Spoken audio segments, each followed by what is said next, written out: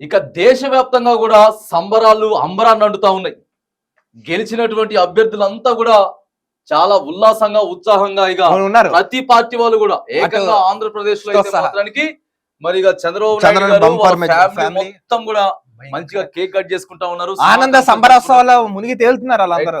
ఇక పవన్ కళ్యాణ్ గారు కూడా ఆయన అభిమానులంతా కూడా పెద్ద ఎత్తున సంబరాలు చేసుకుంటారు. వాళ్ళ వైఫ్ తో ఆయన దిష్టి తీయించుకుని బొట్టు పెట్టించుకుని మొత్తం ఇంకా వాళ్ళ ఆనందానికి అవ్వదు. నిజంగా కష్టం ఫలించిన ప్రముఖులంతా కూడా శుభాకాంక్షలు తెలియజేస్తారు. మెగాస్టార్ చిరంజీవి, అల్లు అర్జున్, ఇటు సినీ ప్రముఖులు, రాజకీయ అంతా కూడా మరి పవన్ కళ్యాణ్ కూడా శుభాకాంక్షలు వెల్లువ ఎత్తుతా ఉన్నది. ఆంధ్రప్రదేశ్ లో కూటమి భారీ విజయం దిశగా దూసుకుపోతా ఉన్నది. ఇప్పటికే అభ్యర్థులు కూడా కొంతమందిని ఖరారు చేసేసాను. గెలిపేసి ఇప్పుడు దాదాపుగా ఎంత మంది గెలిచిర్రు? ఆల్మోస్ట్ 159 లీడింగ్ లో ఉన్నారు. దాదాపుగా ఒక 96 మంది కూడా గెలిచినట్టు మనకి ఇక్కడ మన సర్వే రిపోర్ట్ చెప్తా ఉన్నది. ఇక అక్కడైతే ఆల్మోస్ట్ 4 కాంగ్రెస్ గెలిచింది, బీజేపీ 2 గెలిచేసింది. మరి మిగతా కూడా లీడింగ్ లోనే ఉన్నాయి. 2 కూడా 8 లీడింగ్ లో ఉన్నాయి. దేశవ్యాప్తంగా చూసుకుంటా ఎన్డీఏ 295 స్థానాలతో ఉంది. ఇండియా చూసుకున్నట్టయితే ఇండియా కూటమి 231 అండ్ అదర్స్ 17. పొద్దున్న నుంచి ఇది ఎందుకు అయిపోయింది ఫిగర్ అసలు? ఇండియా వ్యాప్తంగా మనం చూసుకున్నట్టయితే ప్రధానంగా ఇక రాహుల్ గాంధీ గారు ఆల్రెడీ గెలుపొందేశారు. రాహుల్ గాంధీ ఇప్పుడు మనకు వచ్చినటువంటి రిపోర్ట్ ప్రకారం రాహుల్ గాంధీ గారు గెలిచేసిండు. 2 చోట్ల కూడా ఒక ప్లేస్ లో 3 లక్షల ఓట్ల మెజారిటీ తోటి గెలిచిండు. తర్వాత వచ్చేసేసి మరి మనకి మోదీ గారు కూడా దాదాపుగా ఆల్మోస్ట్ 6,000 ఓట్ల ముందంజలో ఆయన అయితే ఉన్నారు. మంచిగా లక్ష మెజారిటీ తోటి ఉన్నాడు. తర్వాత అమిత్ షా ఎంత అనుకుంటున్నారు? 2,63,000 చిల్లరతో ఓటం అదే ముందున్నారంట. విజయం ఇంకా పెరిగిపోయింది, పెరుగుతున్నట్ట.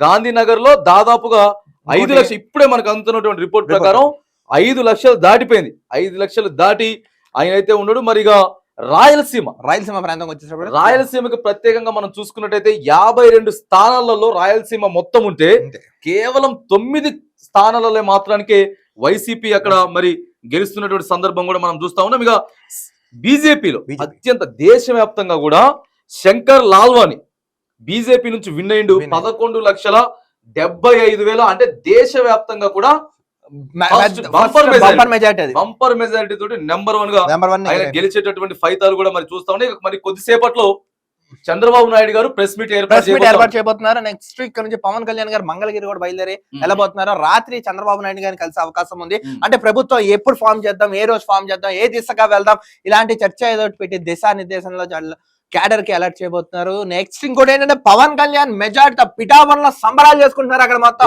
సుమారు 80,000 మెజార్టీతో పవన్ కళ్యాణ్ అక్కడ గెలిచి నిజంగా వంగా గీతపై అసలు డిపాజిట్ కూడా లేదు. వంగా గీతకి అలా అయిపోయింది. వీళ్ళు వైసీపీ వాళ్ళు ఇప్పుడు వైసీపీ వాళ్ళకి అంత దెబ్బ అవడం కారణం ఏంటంటే వాళ్ళ అరాచకం. ఫస్ట్ ఆఫ్ ఆల్ వాళ్ళ అభివృద్ధి విషయం పక్కన పెడితే అరాచకాల వల్ల వాళ్ళకి కొంప ముంచింది.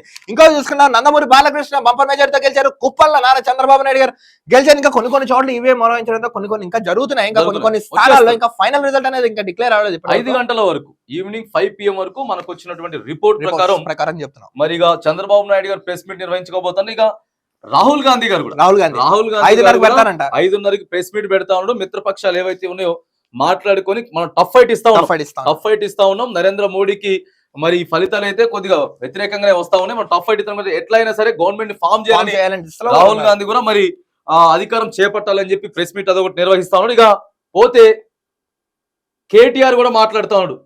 మాకు ఈ యొక్క రిజల్ట్ ఏదైతే ఉన్నదో రిజల్ట్ మొత్తం కూడా చాలా నిరాశపరిచినాయి అంటే వాళ్ళు చేసుకున్న పనిగా వాళ్ళకి అయింది. కారు బేజారు అయిపోయింది, నిరాశపరిచిరు ఫలితాలు అని చెప్పేసి కూడా చెప్తా ఉన్నారు. సరే ఇక చెప్తారు కామన్ డైలాగ్, ఓడిపోతే మేము కుంగిపోం, ఖచ్చితంగా మా పార్టీని మళ్ళీ మేము అధికారం తెచ్చుకుందని ప్రయత్నం చేస్తామని చెప్పి కేటీఆర్ మాట్లాడుతున్నాడు. ఇంకా తర్వాత పోతే బండి సంజయ్ కూడా మంచి ఆధిక్యంలో ఉన్నారు. అసలు కరీంనగర్ బండి సంజయ్ నిజామాబాద్ నుంచి ధర్మవరం మెదక్ లో రఘునందన్ రావు మంచి లీడింగ్ గా ఉన్నారు.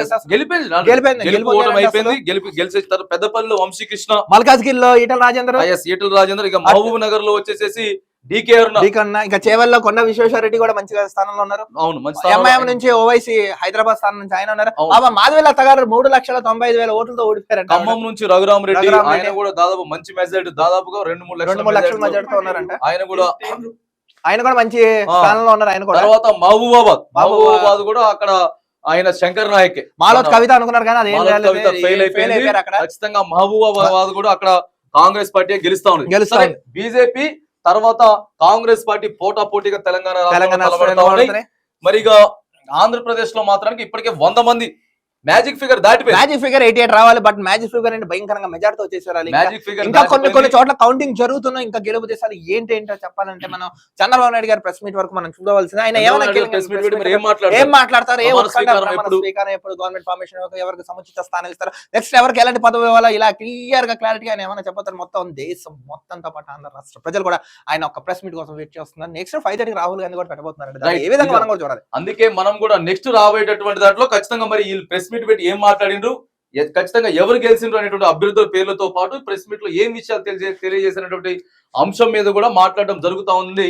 చూస్తూ ఉండండి ఆకాశం టీవీ.